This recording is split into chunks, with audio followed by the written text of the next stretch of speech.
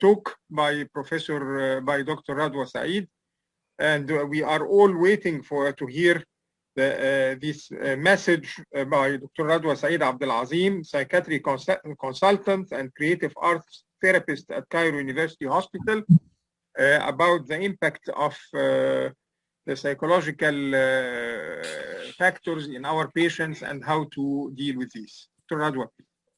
Hi, can you actually hear me and see me? We can hear you, but we cannot see you. Okay, so let me try again. I closed and I opened. Yes. Not sure. No. Now you could, no? Okay. Yes. Yeah, we can see you now. Yeah, we can see you now. Okay, great. يعني ما تشوفوش وحش قوي since I'm in my clinic. Actually, I was previewed that the webinar will take a couple of hours, so I'm truly sorry I had to leave the clinic. I have missed that wonderful gathering with my very dear colleagues. Thank you very much, Dr. Dina, for inviting me. And I have enjoyed every bit of this webinar with you, with Dr. Muhammad Salah and Dr. Iman, and the fantastic last talk with Dr. Rasha, who happens to be a very close friend of mine, and not only in social life, but also in minds, in how to deal with patients. And that's why I'm actually mentioning our friendship, because we do actually think alike when we're talking about approaching different patients. I have to apologize since I'm in my clinic. I no more have the slides, so I will try to be as effective as possible in making this talk useful to you as clinicians, and make it also clear without slides. In short, we're talking about patients who are chronically ill, who are bound to illness and living with it or co-living with it. And when we're thinking this way, we need to think about three things: the patient himself, the caretaker / partner of that patient, and we also need to think of the doctor, as has been mentioned in my friend's talk, Dr. Rasha, which is fantastic, crucial, and fundamental in managing our patients, how we feel as clinicians and doctors. So when we're talking about the patient, we need to think of what is endogenous that is affecting the well-being of this patient, and what is from the outside, what is extrinsic. So when we're talking endogenous, as has been mentioned in previous talks, we're thinking about anemia, which is very important and is a major cause for depression. And of course, this is very common with patients with chronic kidney disease, since the erythropoietin is affected. Also, we need to think of the vitamin D, which is directly associated with depression. So looking at these two factors have been mentioned over and over in my colleagues' talks, which is so important to us also as psychiatrists. I will just add a very important factor from our perspective, which is chronic stress. Chronic stress predisposes those individuals to increased interleukin-6 level. And interleukin-6 level has been proven to increase anxiety, depression, disturb sleep, hit motivation in the core, and hence affect the overall quality of life of those individuals. If we have a partner or even on an individual basis, it affects their sexual activity and their ability to experience pleasure. Also, the increased sense of fatigability that is reported with kidney disease, but also with chronic stress.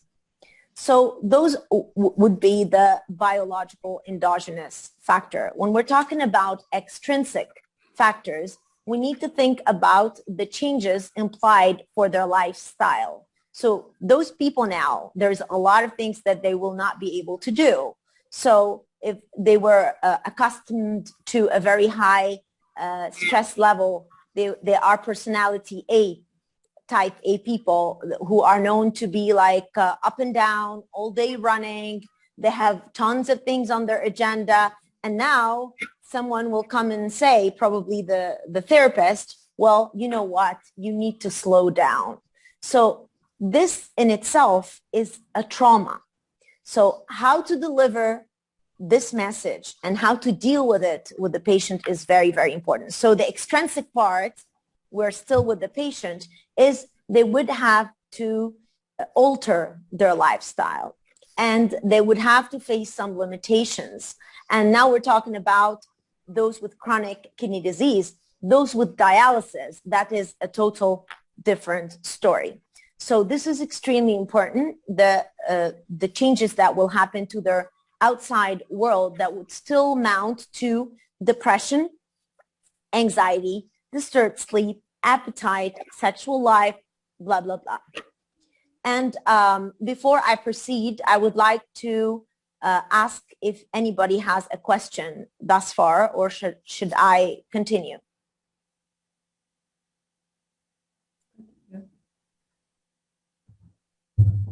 I would like to ask about the role of antidepressants, Radwa. I mean, really, we have lots of patients who have depression, and we all know that these medications have potential harmful effects, especially if the kidney is not excreting the medication properly or during hemodialysis. So what are your recommendations regarding what to give to these patients and what the exact doses are needed? That's a great question, and I'll definitely tackle it in management. But thus far, is everything I'm saying, since I'm not having any slides, clear? Yes. Perfect, yes. Wonderful. So I'm going to proceed to the psychological aspects of the patient, which is their self-image and self-esteem, which starts being dramatically affected because they are more in need for medication. So they are medication dependent. And if we're talking about dialysis, they are machine dependent, as if they are developing another organ. So this has been reported to affect the way they look at themselves. They are no more feeling complete. They feel incomplete. They feel that they're no more the same. I'm not anymore Radwa. I'm not anymore Tariq. So this is extremely important because as the treating doctor or therapist is dealing with them, they need to assert them that they are still who they are, but they do need some help in order to maintain whatever that they have. So this is fundamental. And maybe with exercise, as has been mentioned in my colleague, Dr. Rasha talk, which is very important. And also Dr. Dina mentioned a lot about the lifestyle and keeping potent and empowered is important in order to foster this part of their well-being. Now I'm going to address the partner or the caretaker. So if it's a mother or a father, then their expressed emotions about sorrow or feeling bad or feeling like as if they're doomed because they have this illness with their sibling is something that we need to deal with. We need to address the expressed emotions of the parent and the partner, how they look at their beloved ones, whether they no more feel that they are apt for having a life with that person, including sharing intimacy. Sometimes I see in my clinic the main problem, since I am also a psychiatrist, a creative art therapist, and a sexologist. So the main problem would be that the partner is afraid to have an intimate sexual relationship with her husband, or if it's a husband, with his wife, because they are afraid they will hurt them. So what kind or level of physical activity the partner could tolerate, this needs to be addressed with the treating doctor, because this again fosters a good self-image and a good self-esteem with the patient. The expressed emotions and agony, the depression of the partner, the depression of the parents, their anxiety is transmitted and also affects the overall quality of life of the patient and also needs to be dealt with. Now we're going to talk about the doctor before I address how we're going to manage all of this ordeal. So doctors are doctors. They're talking about facts. They are dealing with cases. They are keen to know what is the potassium level, what is the sodium level, or what is the state of the heart? Are we having a comorbidity? So we're talking about numbers, and we are turning that person into an inanimate. He's an object. He is no more a human being who has feelings, who has a special case, probably becoming more sensitive even to anything about himself or his body or what he can and cannot do. So it is crucial that we take care of ourselves, because we are more likely to do that when we have burnout. So when doctors are so stressed, you have so many cases, you're seeing 100 cases per day, and you're handling conferences, Zoom, and your own problems, personal problems. And now you also need to deal with your emotions, dealing with that patient. But maybe it helps when you remember that you are injurious, directly injurious to the patient, and maybe to their beloved also, to their family and caretakers, when you're addressing them as inanimate objects. So this is very, very important. We need to learn empathy versus sympathy. And what is the difference between empathy and sympathy? So if I feel for you, oh my God, I'm really sorry, Rasha, you really have this problem. This is more of, I'm being sympathetic, but I don't want to be sympathetic. I want to be like, oh, I know exactly what you're talking about, or maybe not exactly, but I'm in your shoes. And I agree. Like, if I have what you have, I'll probably not be happy. I won't feel good about it. So this is stepping into the patient's shoes and not belittling how they feel and not trying to wipe away how they feel because I don't want to feel it.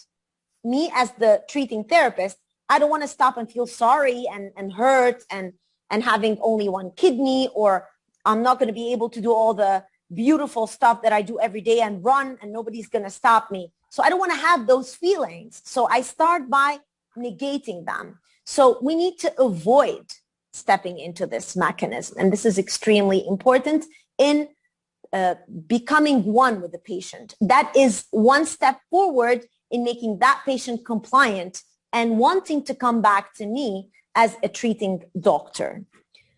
Now that I addressed the three factors that we're dealing with, there could be a fourth factor that Dr. Muhammad Salah actually addressed beautifully and comforted us, which is the resources, like whatever that we have that will help us in the treatment. When he mentioned dream of whatever that you guys need, and we're going to be providing it in dealing with those patients. And this could be a new trend with the Ministry of Health in trying to provide more resources for helping patients of different illnesses, because they're also having this trend with breast cancer and with other centers at the meantime. So I'm not going to address that part because it's not really my arena, but I'm going to go with the management of every factor, starting with the patient and answering Dr. Rasha's question about what would be an optimal antidepressant or anxiolytic, because many times we need to give an antidepressant that is not excreted through the kidney. Most of the SSRIs actually are minimally excreted by the kidney, so they're basically through the liver, and even minimal effect on the hepatic enzymes. And escitalopram is one of the safe antidepressant, SSRI that you could, but we're not going to go into generic names or anything, but most of the SSRI are safely used with chronic renal disease. On the other hand, we need to be a little bit careful with the anxiolytics. And another one that could be safe is the paroxetine, which is could be effective both as an antidepressant and as an anxiolytic. Again, vitamin D is a very potent antidepressant. We should not overlook this one. And correcting the anemia is extremely effective when it comes to those patients with affected hemoglobin level. And monitoring the interleukin-6 through physical exercise, as you have thoroughly mentioned, Dr. Rasha, is fantastic. I would only add to your beautiful presentation that with chronic illnesses and disabled patient, whatever is the disability, we work case by case. So I would not be saying patients over 65 in my clinic. I would go depending on the patient liking, who they are before the illness. This counts a lot. What were they used to do? What did they used to do before they even go into their hectic lifestyle? So you take them at a calmer, more explorative place, if that is possible.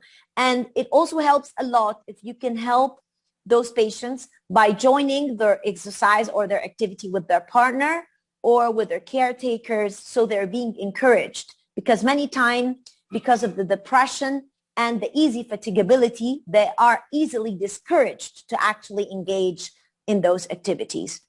Not to overlook it, but mental pleasures and exercise does wonder. And here comes the role of creative arts therapies. And creative arts therapies could be done even if the person is bedridden. So we can do art therapy by doing drawing or playing with clay. We could do small and gentle movement exercises or yoga in bed. We can also do music therapy, vocalization and singing. Don't you agree with me, Dr. Dina, about that one?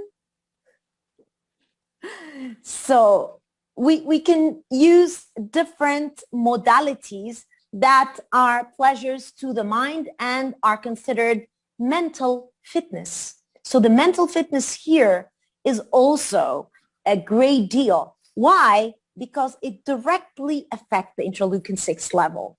So when we do that, we have immediately a booster of sleep, mood, motivation, appetite, and sex drive.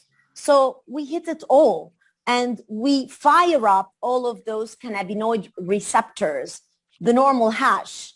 And I'm not going to hit that very sensitive topic in Egypt nowadays, where the hash levels are like getting up in the market.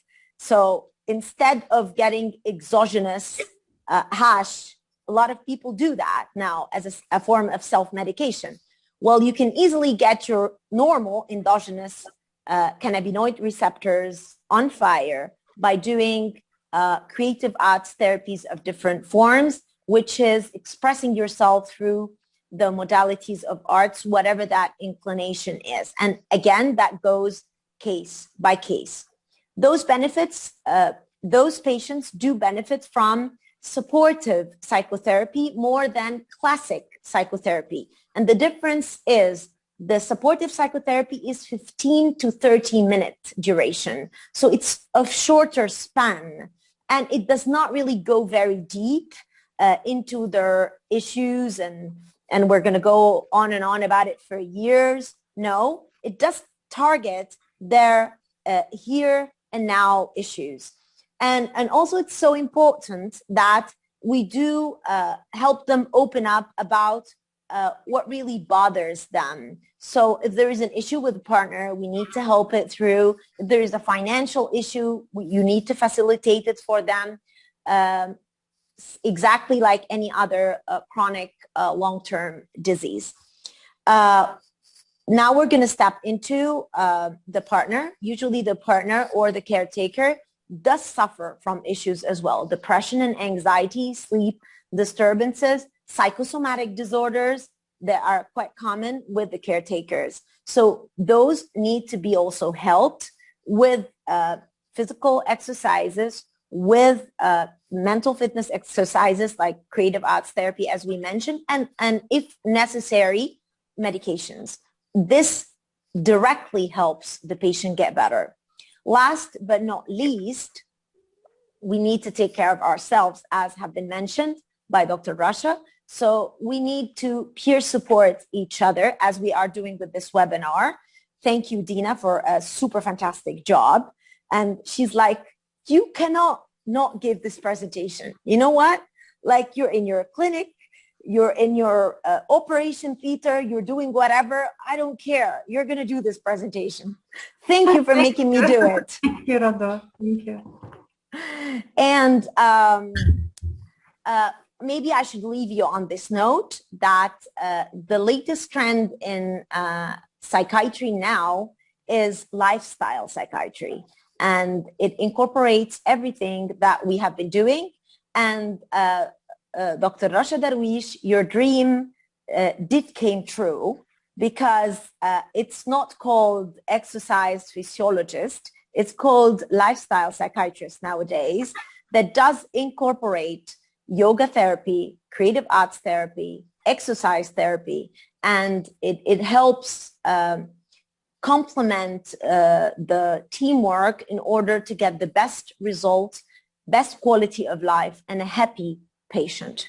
Thank you, guys, and thank you for taking this presentation like a TV show rather than a slides. I'm really sorry about that, but I hope I was clear enough, and I'm here if you have any questions. Thank you very much, Dr. Radwa. Fantastic. My pleasure. Fantastic presentation. Could I start by asking a few questions? Kindly. You concentrated on interleukin-6 specifically. Absolutely, absolutely. Is there any other, I think from our old knowledge that we know that other factors like maybe dopamine, serotonin, all these factors are also important. Why the concentration now on interleukin-6? And is there any specific drug that could affect it among the medications? That's a great question from a great professor. I'm honored. Thank you, Dr. Haney. And I concentrated on the interleukin-6 because I need to declare conflict of interest, because I work on interleukin-6. And that's actually my research for the past 10 years, and its impact on chronic stress, and that direct relation on the inflammatory process, depression, mood, motivation.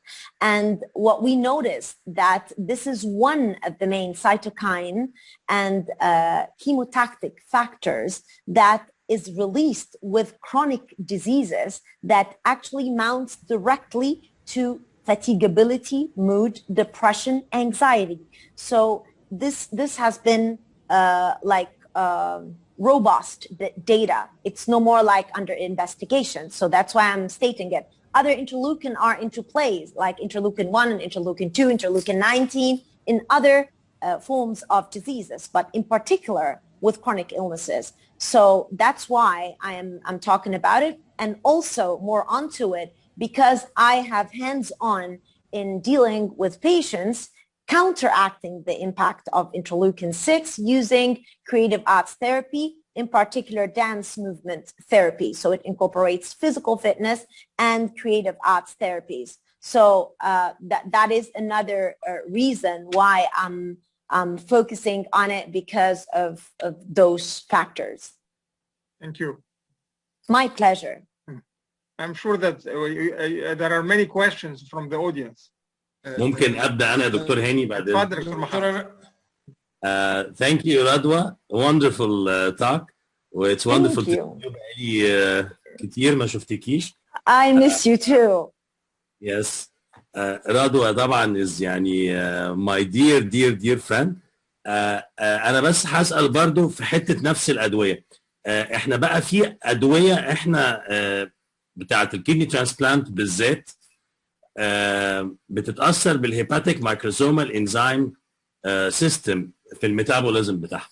واي نو ان الادويه اللي انتم بتدوها whether for الابيليبسي for الانتي سايكوتيك ميديكيشنز هالوبيريدول and so forth، كل دي ليها effect على الهيباتيك مايكروسومال انزيم سيستم. So يعني there is a guideline. ان انا الحقيقه لما تعرضنا لحالات زي دي كانت دايما a subject for the experience of the طبعا احنا we do leveling and so forth، بس مثلا is there is like a guideline if a patient on medications وانا محتاج اديله انتي سايكوتيك او whatever to reduce the dose to increase the dose بطريقه ما، يعني is there anything like this or it's just depending on leveling and so forth? Most of the medication, if you really need to give it, you would level it, depends on the reaction of the patient. But as I mentioned, if we're talking about depression and anxiety in particular, the SSRIs are one of the safest, especially when we're talking about escitalopram or the paroxetine. They have minimal effect. They're not really excreted through the kidney. And if there is a liver affection, still we don't see any side effects. However, talking on the antipsychotics exactly, because you know many of our, not many, some of our patients, when they have the transplant due to steroids and so forth, they might have a steroid-induced psychosis, and they have been prescribed for some time, like safinase or haloperidol, something. Haloperidol is one of the safest. That's very right. However, no problem to. Yeah, but we definitely, yeah, we watched the level. That's on one thing, and of course, if a person is so disturbed and cannot be medicated at all, we need to think of their fitness to have electroconvulsive therapy. So, I mean, it really depends, like how far, what we're dealing with, because either we titrate to a very small dose. We also have the aripiprazole, which is quite a safe drug and with minimal side effects on many of the organs, including the sex organs, which are very fragile and do get affected with many of our medications. However, some patients do have a reaction to lower doses than the usual. So as I mentioned all through my talk, in our field of mental health, there is no any generalization. Everybody is their name and their own life and their own story. And we need to follow that and walk with it, through it. Thank you. I hope I gave you some answer. Yes, because, you do. Okay, wonderful. Gamal, please. Dr. Gamal, you want to ask something? Thank you very much, Dr. Radwa. It was a Dr. Radwa. Actually, in our CKD patients, we can find a complete opposite problem.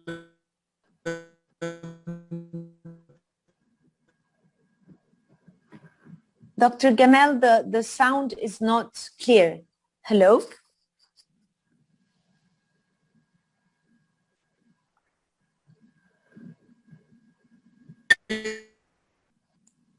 Hello? الصوت مش واضح يا دكتور جمال. I cannot hear it. Yes. لو حضرتك سمعت السؤال يا ريت تقوله. Okay, now, yes. Can you hear me? Now, yes. Now, yes.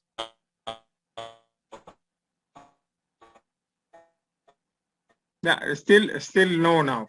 مش واضح. I only heard Dr. Gamal is asking about somnolence. Can you hear me?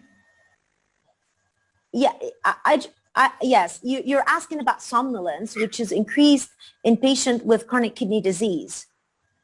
Yes, and others, those who are unable to sleep.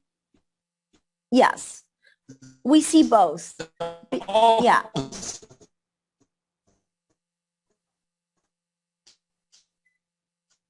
Hello? Yes. Yeah, I think if I couldn't hear most of it, Dr. Gamal, but correct me if I'm wrong. You're asking about sleep disturbance. So whether it's increased sleepiness or inability to sleep. And this happens a lot with chronic kidney disease. Is that right? Yes.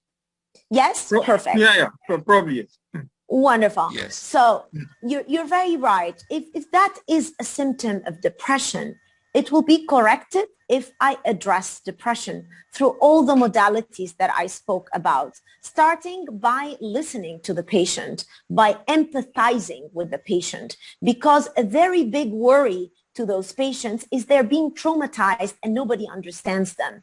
Nobody really feels how they feel. So that's number one, by opening up to the patient. If we are good enough, resting enough, patient enough, calm enough to actually be with the patient. Number two is if they have a diagnosable DSM-5 ICD-11, which is according to the criteria of psychiatry, mental health disorders, World Health Organization, and APA, American Psychiatric Association, then they are eligible for taking an antidepressant. So we don't actually prescribe antidepressant to anybody who is manifesting depressed mood. They must fulfill the criteria. Otherwise, we are not actually doing them good. We are harming them because you are not giving them the boost for their own normal ability to overcome this life situation. So not everybody should be taking antidepressant and anxiolytic.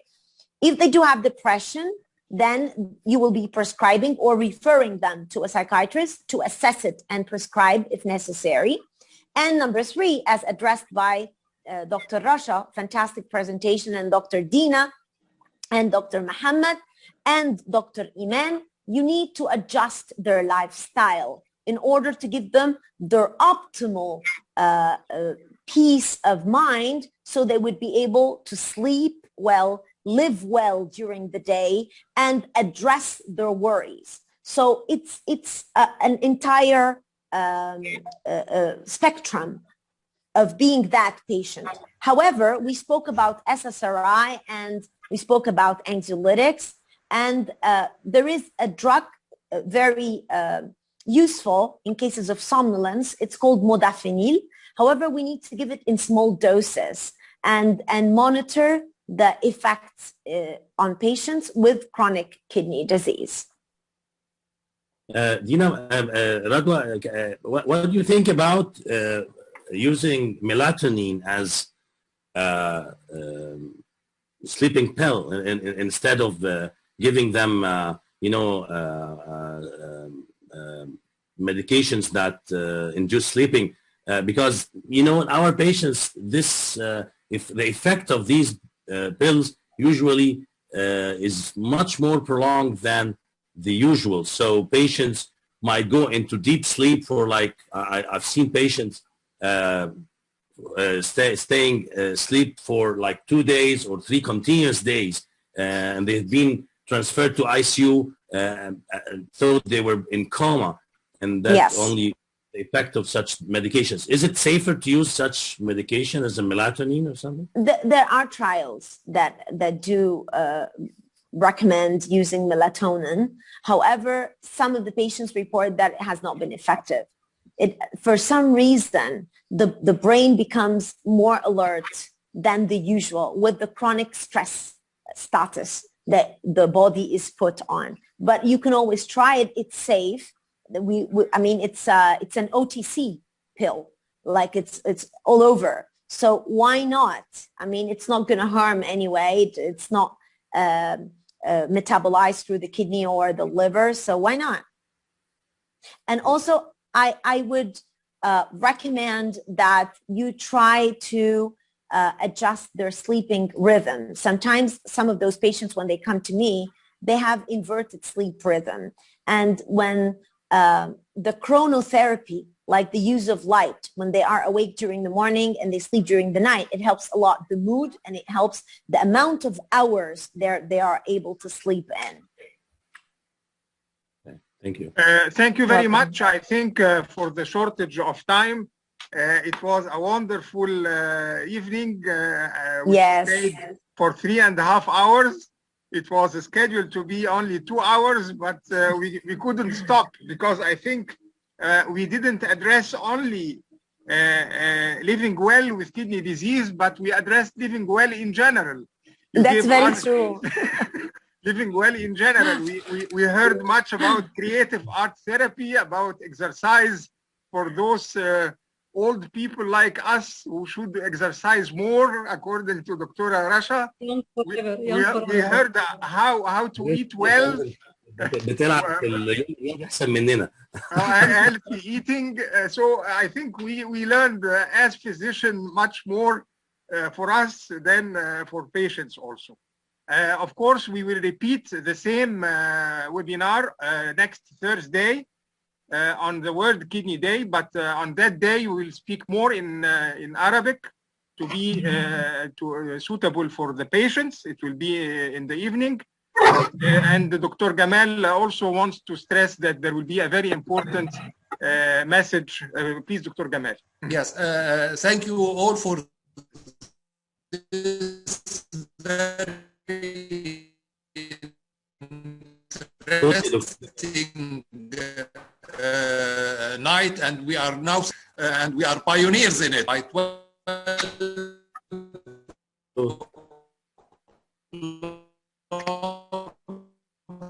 connection وحشة قوي. جمال دكتور جمال الصوت ما فيش يا فندم. webinar on Thursday 12 o'clock, the webinar of the IFKF. اللي فاتت دي كلها يا دكتور جمال. I will write it. Okay. Dr. Tariq, you want to say something at the end, please? Yes, I want to say just one word. I want to thank everybody. Very, very impressive talks from the ladies. And as you mentioned, tomorrow is the Women's International Day. And guess what? Guess what? The theme is choose to challenge. I think the ladies have challenged the gentlemen. They did so well. I'm so impressed to have a psychiatrist. I'm very honored to hear your talk today. Thank you. Have slides. I like that. You're fantastic. Look, thank you. We need to expand what happened today. Russia's exercise talk was super.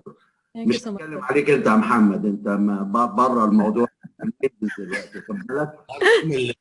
We have to repeat these. هنخلي حد المره الجايه، هنخلي ليدي تتكلم عن كوفيد المره الجايه يا محمد. Yes. We have to repeat these talks again at the webinar of the ESNT to get these messages about the exercise and very good nutrition talk from Dr. Iman. ورؤية جديدة جدا ما فيش تيرنست بيتكلم فيها السايكاتري والدبث اللي حضرتك اتكلمتي بيه والمودلز الجديدة بعيدة عن الدراجز. This is something very interesting and it's worth to be heard again and again and again. I want to thank everybody. I'm really impressed. Thank you. إن شاء الله يوم 11 يبقى يوم اجمل واجمل. وبشكركم كلكم، بشكرك يا دكتور هاني على دعوتي والدكتوره دينا على تحضير الميتنج الرائع ده. ثانك يو everybody وكل سنه وانتم طيبين. last word. أنا عايزة أشكر رضوى. هي أنا سعيدة جدا أول مرة بسمعها. First time I hear you and I think you were the best choice for the job. You really did great. Thank you. And you directed us to other measures that we didn't really pay attention to, like in art and music and stuff. So thank you very much. Thank you. And I believe that it is actually this awareness. When we speak of awareness, it is the responsibility of each and every nephrologist. So it's not really, it doesn't have to do only with certain people or those in that's the leaders or anything of the sort. So it is something that it has to do, or it has to be felt by every nephrologist. We should all, as nephrologists, try to raise awareness, not only in the World Kidney Day, but all through the year. When this happens, then things really might change. And Wonderful. Thank you very much. Thank you, Dr. Dina, very much. You did a great job in arrangement and having this wonderful selection of speakers. Thank you for the panel, and thank you for the participants to stay late, almost 4 hours since we started. But I hope that you enjoyed the night. Thank you very much. ممكن كلمة دكتور هاني؟ دكتور هاني ممكن كلمة بعد إذن حضرتك؟ اتفضل يا دكتور أيمن، اتفضل. أهلا بحضرتك. أنا يعني طبعا أنا بشكر الجميع. I really enjoyed يعني الحقيقة the whole meeting, this wonderful يعني fruitful webinar. يعني I enjoyed addressing such يعني overlooked and untouched important issues الحقيقة in our nephrology practice.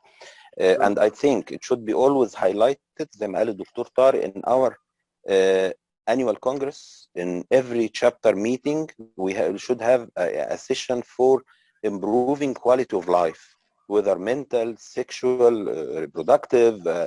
يعني it should be يعني فقرة ثابتة في كل الميتينجز بتاعتنا addressing all these issues.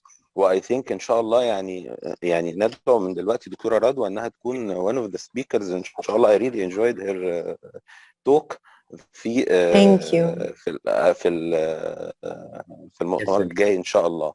فأعتقد إن دي فقرة مهمة جدا جدا should be في كل مؤتمراتنا. Quality of life, addressing all these important issues. شكرا جزيلا. هي فقرة فعلا، أنا موافقة. فقرة. إيه صحيح يعني لازم تبقى سيشن ثابتة. هي رؤية مهمة جدا، وزي ما الدكتورة رضوى قالت احنا أحيانا بنبص للبيشنت لأننا ابتدينا نبقى burned out، بنبص للبيشنت على إنه اوبجكت، فلازم نغير هذا المفهوم الحقيقي. أكيد. في النهاية thank you very much and stay safe and see you next Thursday. Thank you so much, Doctor. Thank you. Thank you, Dina. Thank you all. Thank you, Dina. Thank you. Bye. Bye-bye.